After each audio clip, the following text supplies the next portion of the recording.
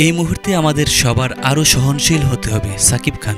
বৈষম্য বিরোধী আন্দোলনে শিক্ষার্থীদের সঙ্গে শুরু থেকেই সংহতি জানিয়েছিলেন শিল্পী সমাজ। কেউ রাজপথে, কেউ সোশ্যাল মিডিয়ায় কথা বলেছেন শিক্ষার্থীদের পক্ষে। সাকিব খানও ছিলেন এই দলে।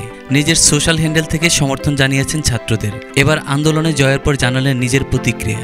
মঙ্গলবার নিজের ফেসবুকে সাকিব একটি ছবি প্রকাশ করেছেন। সেখানে লেখা, বৈষম্য বিরোধী ছাত্র আন্দোলনে যুক্ত সবার চাওয়া পূরণ হয়েছে, জয় পেয়েছে আন্দোলনকারী শিক্ষার্থীরা।